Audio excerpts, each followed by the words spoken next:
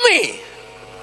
Lapisan-lapisan tanah bumi ini bisa menemukan emas, logam mulia, batu permata, energi, gas, minyak, semua datang dari bumi. Tumbuh-tumbuhan pun tumbuh di bumi. Apa yang ditanam, dia bertumbuh, lebat, berbuah. Begitu juga yang ada dalam dirimu. Orang percaya di dalam dirimu ada lapisan emas, ada energi, ada kekayaan, ada kesuburan, ada kemakmuran. I wanna thank you, God. I wanna thank you, Lord, for everything I have. Silakan duduk. Salam. Pagi hari ini kita akan bersama-sama membaca firman Tuhan yang terambil dari kitab Mazmur pasal 89 ayat 20 sampai ayat 28 saja. Mazmur pasal 89 ayat 20 sampai ayat 28. Kita akan membacanya saling sahut bersahutan. Saya akan awali ayat 20, lalu jemaat menjawab ayat 21, dan seterusnya saling ganti bergantian sampai tiba pada ayat 28. Pernah engkau berbicara dalam penglihatan kepada orang-orang yang kau kasihi. Katamu, telah kutaruh mahkota di atas kepala seorang pahlawan. Telah kutinggikan seorang pilihan dari antara bangsa itu. Ayat 21. Aku telah mendapat Daud hambaku. Aku telah mengurapinya dengan minyakku yang kudus. Maka tanganku tetap dengan dia, bahkan lenganku meneguhkan dia. Musuh tidak akan menyergapnya, dan orang curang tidak akan menindasnya. Aku akan menghancurkan lawannya dari hadapannya, dan orang-orang yang membencinya akan kubunuh. Kesetiaanku dan kasihku menyertai dia, dan oleh karena namaku tanduknya akan meninggi. Aku akan membuat tangannya menguasai laut, dan tangan kanannya menguasai sungai. Dia pun akan berseru kepadaku, Bapakku engkau, Allahku dan gunung batu keselamatanku. Aku pun juga akan mengangkat dia menjadi anak sulung, menjadi yang maha tinggi di antara raja-raja di bumi. Kapot lecha Adonai Elohenu kapot lecha. Segala kemuliaan ya Adonai Tuhanku, kemuliaan bagimu. Saudara-saudara yang dikasihi Tuhan, Mazmur pasal 89 ini, pada ayat yang pertama, di situ disebutkan Mazmur pengajaran, dan yang menulisnya bernama Etan. Kalau disebut Mazmur pengajaran, sebetulnya bahasa aslinya maskil. Maskil itu artinya puisi didaktik yang memiliki pengertian dan pengetahuan. Lalu ditulis oleh Etan. Siapa Etan? Dalam kitab Raja-Raja, Tawari, saudara akan menemukan siapa Etan. Etan adalah seorang musisi di bait suci dari kaum imamat. Tetapi dia sangat penuh hikmat. Dikatakan juga di situ dengan jelas sekali di dalam Raja-Raja pasal 4 ayat 31. Sehingga dia unggul. Dan karena memang bapaknya juga orang yang sangat berhikmat yang bernama Zera, maka keturunan itu disebut keturunan Ezrahi. Ethan hidupnya sejaman dengan Salomo, hampir seumur dengan Salomo. Jadi dia tahu persis di zaman masa remajanya, dan dia melihat bagaimana Daud memiliki kemasyhuran dalam meluaskan kerajaannya. Di zaman Salomo pun dia melihat sangat berhikmat, dan dia mengakui Salomo lebih unggul kecerdasannya daripada dia. Dia melihat masa-masa yang jaya, masa penuh kemasyhuran, kejayaan di zaman Salomo. Dan Ethan diberkati Tuhan, umurnya lebih panjang dari Salomo. Dan akhirnya dia melihat keturunan-keturunan Salomo. Ternyata kerajaan Salomo pecah menjadi dua, yaitu utara dan selatan. Dan keturunannya mengalami kemerosotan dan tidak berhikmat dan penuh kekacauan. Dari situlah Ethan mengingatkan kembali, diilhamkan oleh Roh, diingatkan dan ditulis, sesungguhnya siapakah orang pilihan itu, apa yang ada padanya. Dari situlah kalau kita lihat, kita masuk sekarang pada ayat yang ke-20. Meskipun Mazmurnya cukup panjang, tapi saya ingin menyatakan di sini bahwa ada sesuatu yang Ethan ingin ingatkan tentang setiap orang yang dipilih oleh Tuhan, orang yang percaya kepada Tuhan, ditetapkan oleh Tuhan untuk percaya kepadanya, memiliki keunggulan, keistimewaan yang tidak dimiliki oleh orang lain. Dikatakan pada ayat 20, yaitu pernah engkau berbicara dalam penglihatan kepada orang-orang yang kau kasihi. Katamu berarti tidak satu orang, tapi semua orang yang dipilih dan dikasihi oleh Tuhan. Kita lanjutkan ayat 20. Telah kutaruh mahkota di atas kepala seorang pahlawan. Telah kutaruh memakai kata siwiti Ezer Al-Gibor. Dikatakan di situ siwiti, telah kutaruh di sana, artinya dia telah menetapkan di sana. Ezer ini sesungguhnya arti harfiahnya penolong. Penolong yang bagaimana? Penolong yang harus ada, yang ditetapkan ada.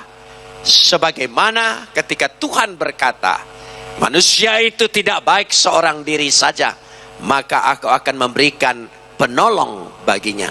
Itu memakai kata Ezer. Jadi begitu penting, karena tidak baik, berarti ini sangat penting.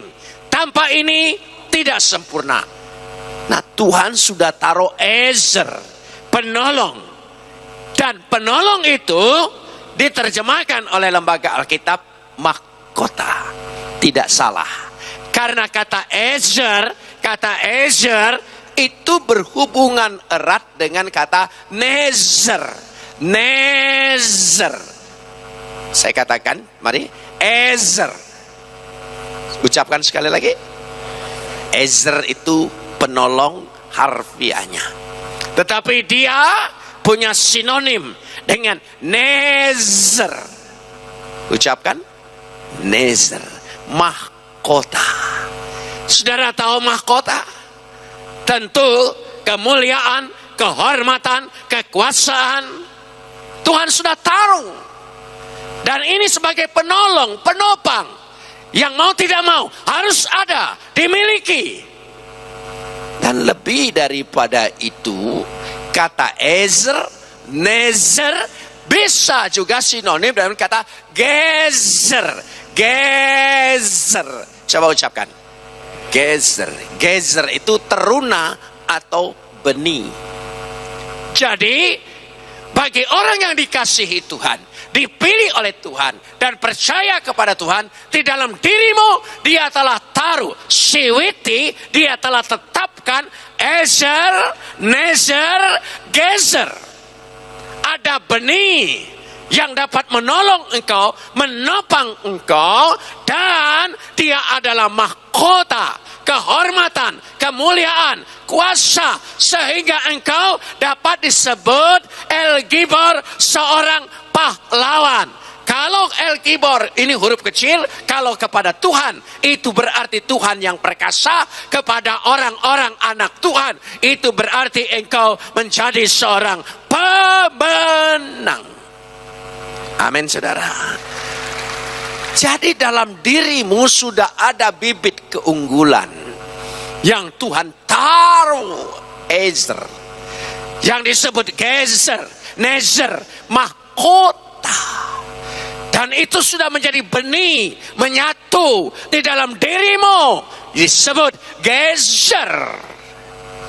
Mari kita selidiki bersama ayat ini untuk membuktikan bahwa anak-anak Tuhan itu, yang dikasihi Tuhan, orang-orang pilihan itu adalah orang-orang yang unggul.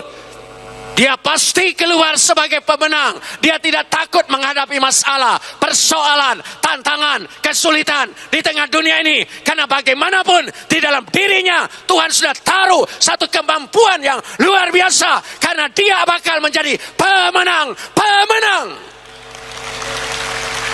Amin. Mari kita buktikan. Kejadian 2 ayat 7. Manusia itu diciptakan dari tanah. Sekali lagi, manusia itu diciptakan dari tanah. Eretz. Tapi Kejadian 3 ayat 19, karena engkau terbuat dari tanah, maka engkau debu kembali menjadi debu. Perlu saudara ketahui, antara Kejadian 2 ayat 7 dengan Kejadian 3 ayat 19 ada sebuah perbedaan. Intonasinya berbeda. Sudah ada pelemahan. Karena jatuh dalam dosa, bukan lagi tanah yang berpotensi, tapi tanah yang menjadi debu yang tidak ada arti. Tapi ketika semula Tuhan ciptakan manusia itu dari tanah, eretz, tanah yang dalam arti bumi sepenuhnya, sama seperti Kejadian 1 ayat 1. Pada mulanya Tuhan menciptakan langit dan bumi. Kata bumi di situ sama dengan kata tanah yang ada dalam Kejadian 2 ayat 7. Bisa dimengerti maksudnya? Saya agak perlahan supaya kita tahu konsep ini.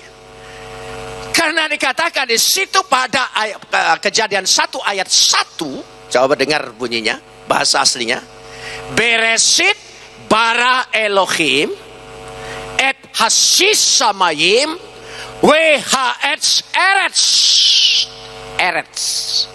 Pada mulanya Tuhan menciptakan langit et hasamayim eretz, dan menciptakan bumi.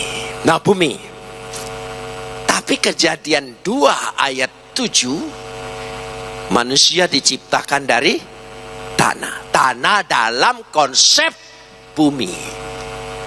Artinya, engkau itu diciptakan dari sejak semula sudah punya potensi yang luar biasa. Lihat bumi.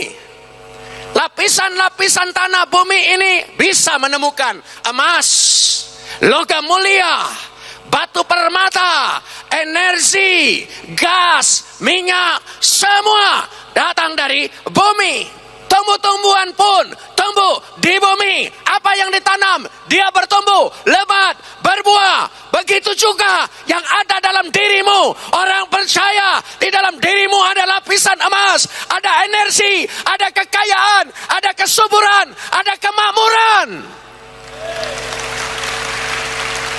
Amin. Ketika Kejadian 3 ayat 19 ini hapus jadi debu. Tapi ketika Sang Mesias itu datang, dia memulihkan kembali. Karena itu percayalah, dalam dirimu ada potensi ilahi yang tidak pernah habis-habisnya. Amin. Katakan bersama, dalam diri saya ada potensi ilahi. Sekali lagi, dalam diri saya. Sekali lagi, dalam diri saya ada potensi ilahi dalam nama Yesus. Amin, saudara. Karena itu engkau disebut El Gibor, pahlawan, pemenang. Engkau akan memenangkan apapun di tengah-tengah dunia ini. Tidak ada yang sanggup mengalahkan engkau. Kalau dalam dirimu, kekayaannya, segala sesuatunya luar biasa. Amin. Nah, nanti kita belajar bagaimana cara menggalinya. Cara menggalinya. Saudara perhatikan, logam mulia ditemukan di mana? Di bumi. Ya, batu bara ditemukan di bumi. Berlian ditemukan di bumi. Baru-baru ini di Aceh, batu giok, katanya ya giok ya batu. Saudara ya, juga ditemukan di bumi. Bumi. Berapa banyak bumi ini menghasilkan segala sesuatunya. Nah saudara, belum lagi kalau engkau tanam di bumi, maka dia akan bertumbuh, subur, berhasil, berbuah. Dan itu sebabnya mengapa Tuhan menyatakan engkau diciptakan dari eretz, bumi. Jangan saudara, mari kita percaya. Rupanya dalam diri kita ini menimbun kekayaan yang luar biasa, potensi, kemampuan yang kita bisa gali betul. Hargai diri kita. Jangan bergantung dengan orang lain. Hanya Tuhan tempat bergantung. Karena bagi orang yang kukasihi, baca kembali ulang ayat 20. Setiap orang-orang yang kukasihi, jamak di situ. Bukan satu orang. Tidak ada orang yang istimewa. Semua anak Tuhan istimewa di hadapan Tuhan. Tidak ada yang unggul. Semua orang bibit unggul. Karena itulah yang menolong kita, yang memampukan kita, yang mendorong kita. Karenanya, kalau ada tantangan, ada rintangan, ada hambatan, ada persoalan datang kepada diri kita, saudara tahu itu cara Tuhan. Engkau melihat di dalam dirimu muncul potensi-potensi yang engkau tidak kira-kira, yang engkau tidak duga, ternyata dirimu mampu. Dan engkau akan keluar sebagai El Gibor. El Gibor, sebutkan. El Gibor. Kalau Tuhan kita perkasa, maka kita anaknya El Gibor huruf kecil. Kita adalah pemenang. Amin saudara. Saya percaya apapun di dunia ini yang kita hadapi, percayalah engkau akan keluar sebagai apa? Katakan bersama. Angkat tanganmu, aku pemenang. Amin. Keluar, jangan takut saudara. Hadapi dunia ini. Jangan bergantung dengan dunia ini. Bergantung dengan Tuhan yang sudah Tuhan siwiti. Baca kembali. Telah. Bukan akan. Telah kutaruh. Bagaikan kekayaan yang ada di bumi ini, Tuhan sudah menaruhnya. Sekali lagi dengan iman katakan. Katakan dengan dirimu, pegang dadamu. Dalam diriku ada potensi ilahi, ada kekayaan, ada kehormatan, ada kemuliaan yang tidak pernah habis-habisnya. Amin. Amin saudara. Luar biasa. Dunia ini tidak bisa diharapkan. Kita hidup jangankan di dunia, di Indonesia aja sudah. Indonesia ini saya kalau dengar berita itu ada satu kata yang selalu menghiasi berita. Darurat banjir pertama. Darurat demam berdarah. Ketiga, darurat pangan. Darurat hukum. Darurat narkoba. Terakhir ini darurat pornografi. Berarti kita hidup di negeri yang penuh dengan darurat. Waduh, kalau hidup darurat itu artinya tidak mantap. peduli amat yang kuhadapi darurat, aku pasti keluar sebagai pemenang. Amin. Karena Tuhan sudah taruh dalam diriku Ezer, katakan Nezer, Gezer.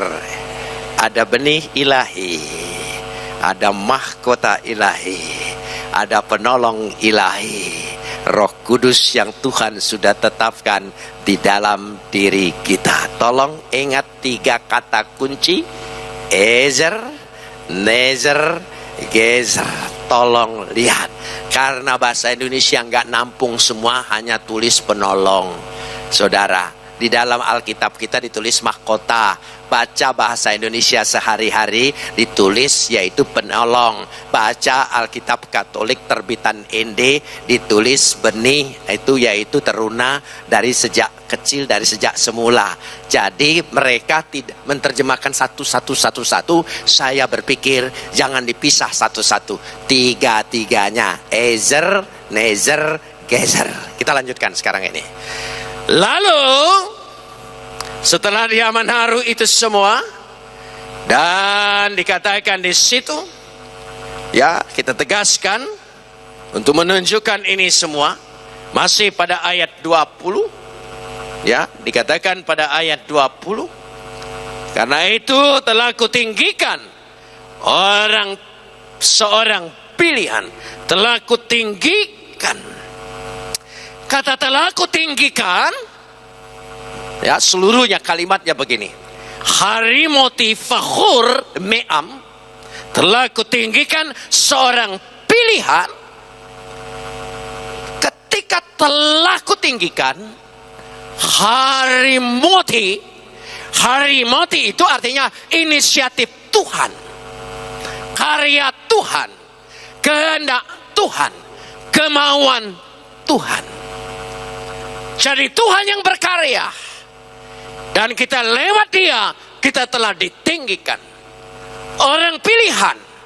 Kata pilihan memakai kata fakhur. Fakhur, kalau orang pilihan, saudara ingin dipilih? Kalau saudara ingin dipilih pemilihan Ratu Indonesia, saudara harus mempersiapkan diri. Artinya kita ini melatih diri. Mau dipilih olahragawan, mau dipilih apapun, bukan hanya semata-mata karya Tuhan, tapi juga ada persiapan campur tangan kita. Karena itu antara Harimoti dengan fakhur ada kerjasama. Tuhan mau meninggikan kalau memang kita sudah mau mempersiapkan diri. Mempersiapkan dirinya bagaimana? Artinya ada karya kita tidak bisa berpangku tangan, kita tidak bisa berdiam diri, kita harus ada upaya, ada usaha bahwa untuk menunjukkan keunggulan sehingga Harimoti Tuhan bisa tinggikan kita, angkat kita dan beroleh sebagai pemenang-pemenang. Harus ada daya juang, berjuang. Saudara, semua orang yang dapat piala itu pasti ada keunggulannya yang dipersiapkan oleh dirinya. Mau lari, mau renang, mau apa saja, pasti ada upayanya. Bagaimana coba saudara? Apa saudara tidak mampu beli piala itu? Ya.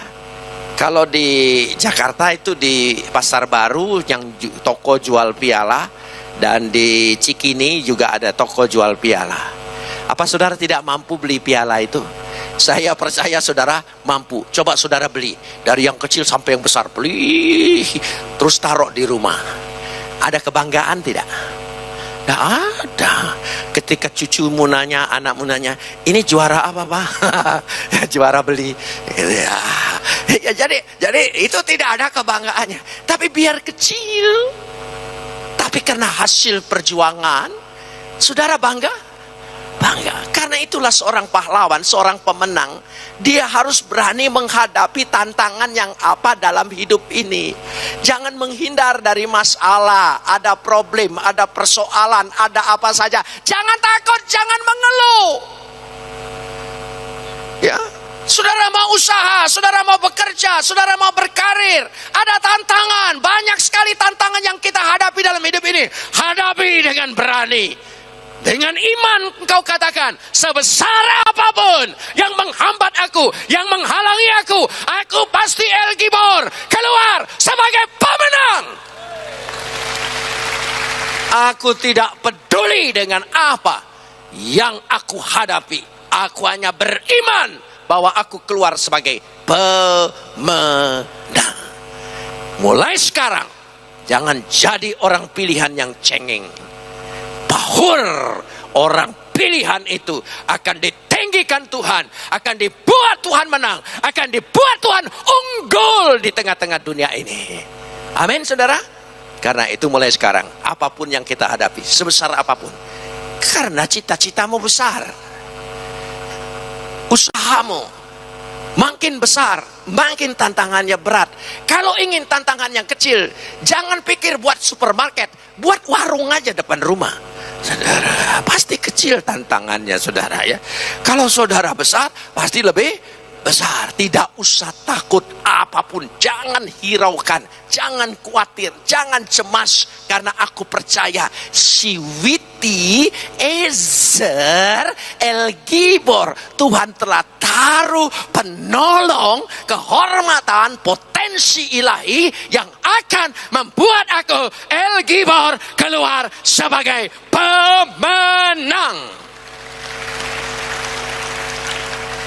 Kita lanjutkan sekarang. Setelah dia ditinggikan, baru ayat 21. Aku telah mendapat Daud. Oh, dia mendapat. Saya senang sekali. Aku telah mendapat Daud hambaku. Saya baca bahasa aslinya. Matsati David Abdi. Matsati. Matsati. Coba ucapkan. Matsati. Agak di dalam sedikit. Mumpung lagi pagi, tenggorokan masih enak. Matsati. Agak berat, jangan matsa. Matsa. Matsati. Coba ucapkan. Matsati. Ditulis di situ mendapatkan. Mendapatkan artinya menemukan, memperoleh, mendapat, menemukan, memperoleh. Matsati artinya setelah mencari-cari, menggali-gali, dia baru apa? Menemukan. Kalau mendapat itu kayak jalan kebetulan ada uang gitu 5.000 saudara lewat, 100.000 mikir, 1 juta ambil langsung saudara ya. Kalau iya gitu, kalau 5.000 alah, kalau 100.000 Tuhan ambil enggak, ambil antara rezeki dengan ini punya siapa. Tapi kalau 1 juta dalam nama Yesus, ini berkat Tuhan saudara, itu mendapat. Saya lebih suka menemukan, mencari, menggali, menyelidiki.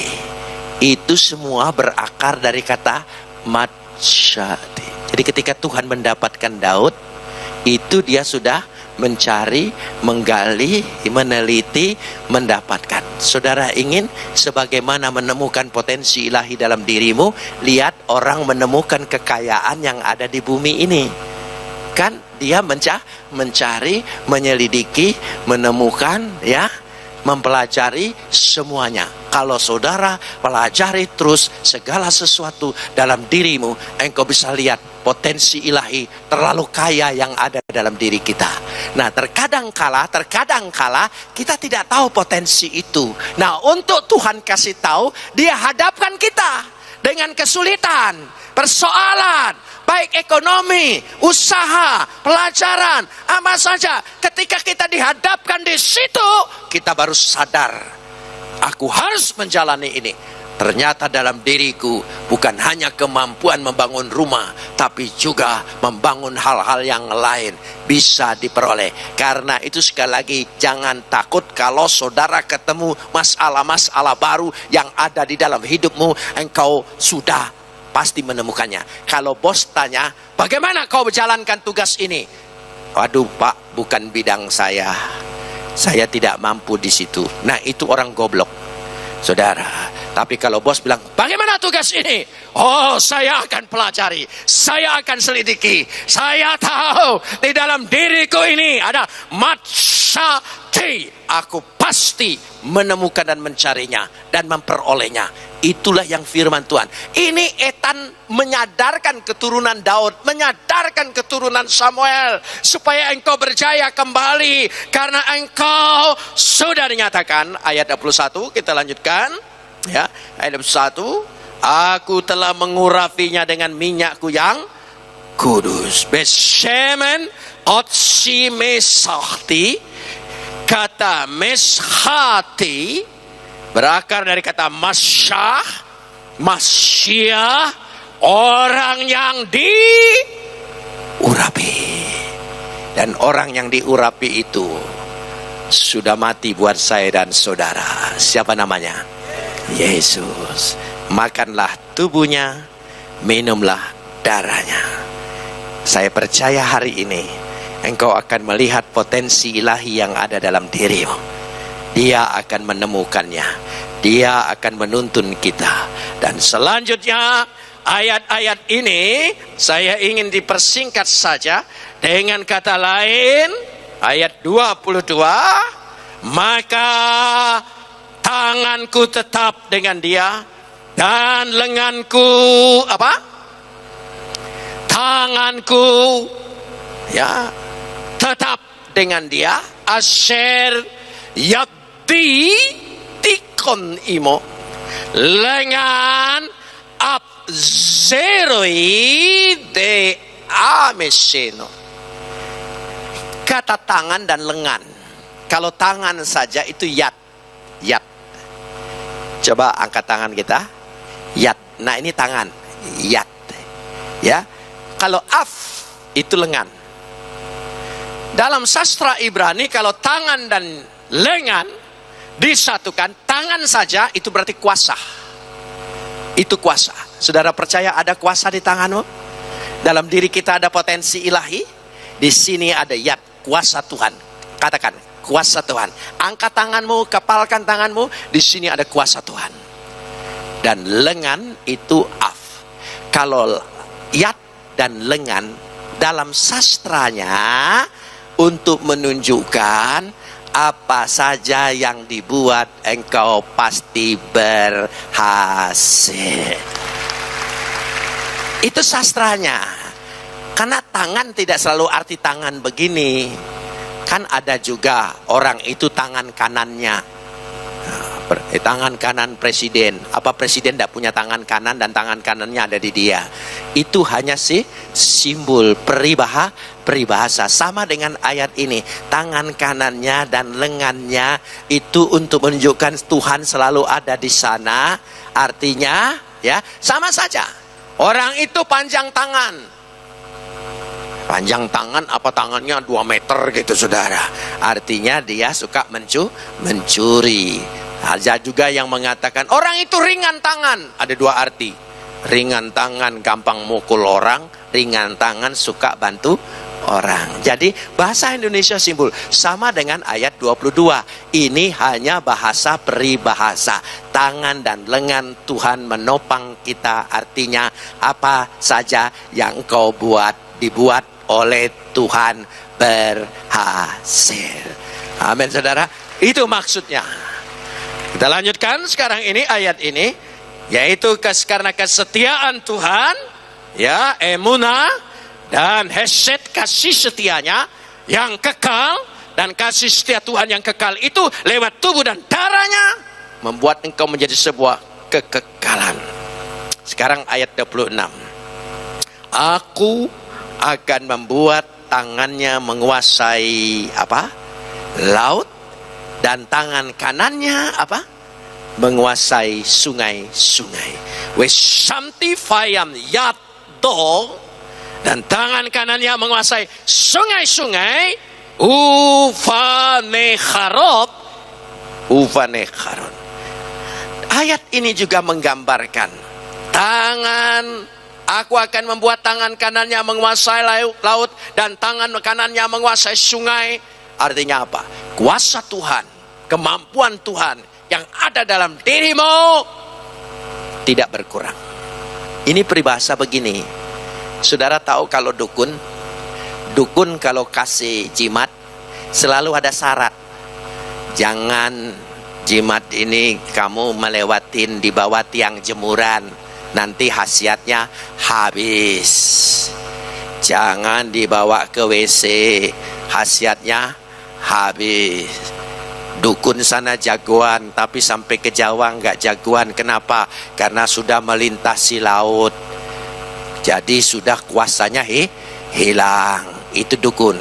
Nah, di sini ayat ini untuk menjawab itu. Mau lewat laut, mau lewat sungai, mau lewat apa saja, Tuhan selalu membuat engkau bukan menurun kuasanya. Makin hari makin tinggi, makin dahsyat, makin hebat. Amin saudara. Tidak ada syarat di hadapan Tuhan.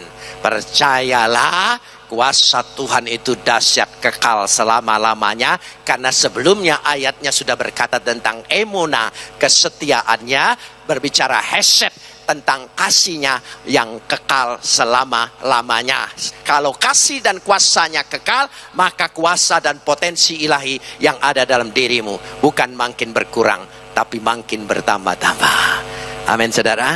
Jangan takut makin tua makin menghadapi masalah, makin tua makin banyak persoalan. Jangan takut, jangan mengeluh, karena kuasa Tuhan tidak pernah pensiun dalam diri kita. Dia makin bertambah. Amin. Yang putih rambutnya, yang sudah terasa tua, buka usaha terus, jangan pensiun dia. Selagi dipercaya bank, utang terus, usaha terus. Loh, itu buat usaha saudara. Jangan takut sakit jantung, karena percayalah, kuasa Tuhan bukan makin berkurang, tapi makin bertambah-tambah. Saya akan melihat anak Tuhan tahun ini tahun berhasil. Amin. Mari kita berdoa dalam sikap doa.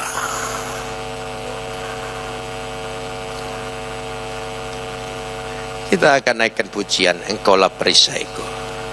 Tapi sebelumnya saya ingin umumkan sejenak, saya ada 2 buku baru. Tantangan melatih kuat, 1, dan kedua membangun kristologi kontekstual. Seusai ibadah saudara boleh membelinya di sana. I wanna thank you, God.